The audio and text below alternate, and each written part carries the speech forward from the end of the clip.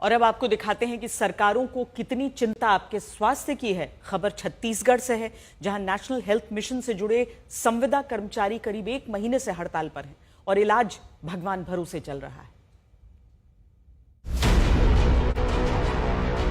तस्वीर नंबर 1, जगह गरियाबंद, राज्य छत्तीसगढ़। दावा है कि मरीज को इंजेक्शन डॉक्टर या नर्स नहीं, महिला गार्ड लगा रही है। तस्वीर नंबर 2, जगह धमतरी, राज्य छत्तीसगढ़, जहां मरीज अब पहुंच नहीं रहे। सरकारी हेल्थ सेंटर के बाहर कुत्तों ने अपना अड्डा बना लिया। तस्वीर नंबर 3, जगह पेंड्रा, राज्य छत्तीसगढ़, जनता के नाम पर चलने वाले हेल्थ सेंटर पर ताला लगा हुआ है।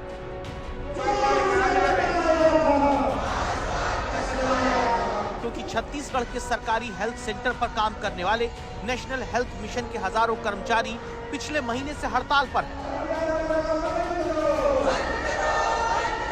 राष्ट्रीय स्वास्थ्य मिशन के 12,000 से ज्यादा संविदा कर्मचारी 10 मांग को लेकर स्ट्राइक कर रहे हैं, जो चाहते हैं कि इनकी नौकरी पक्की की जाए, वेतन 27% बढ़ाकर दिया जाए, परिवार को 10 लाख का हेल्थ कवर मिले।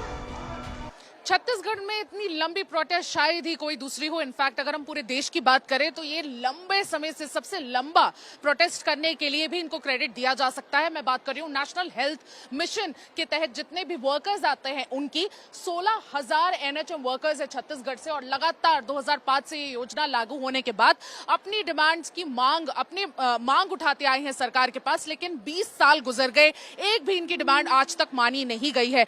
एनएचएम के 16,000 कर्मचारियों को अगर रेगुलर कर दिया जाता है तो मुश्किल से 398 करोड़ 68 लाख का ही बोझ आएगा।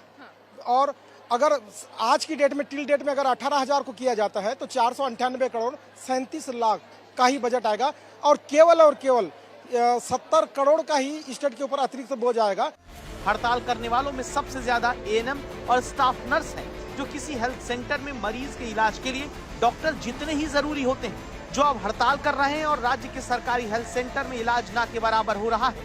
छत्तीसगढ़ में स्वास्थ्य व्यवस्था किस तरह से चरमराई हुई है, आज हम इसका आपको एक क्लियर पिक्चर दिखाएंगे। आप देखिए, एनएचएम प्रोटेस्ट की वजह से, जिसको अब कुल 1 महीना होने को आ रहा है, उस प्रोटेस्ट की वजह से डॉक्टर्स नहीं है इस पीएचसी में। यह है भाटा गांव का पीएचसी, यहाँ पे डॉक्टर्स नहीं है, मरीज भी नहीं है, और यहाँ पर अब ये जो अड्डा है ये स्ट्रे डॉग्स का बन गया है। पालतू कुत्ते यहाँ पर आपको देखने को मिलेंगे, और ये बहुत पॉपुलर भाटा गांव का पीएचसी है, जो बहुत सारे यहाँ पर आसपास के पेशेंट्स को ट्रीट करता है, जिस पर काफी ज्यादा जिम्मेदारियां हैं। लेकिन देखिए, एक जिम्मेदारी इन्होंने निभाई है और साफ तौर पे इन्होंने ये लिख दिया है कि संविदा कर्मचारी की हड़ताल की वजह से असुविधा के लिए खेद है। अभी स्टाफ की संख्या अभी 8 से 10 है, 4th क्लास को मिला करके, और जो स्टाफ जो हैं वो पूरे ओपीडी में पूरे अच्छे से मतलब वर्क कर रहे हैं, और जो भी पेशेंट आते हैं उनको हम लोग जो है अच्छे से देखते हैं। डॉक्टर भी बैठे हुए हैं, डॉक्टर भी देखते हैं।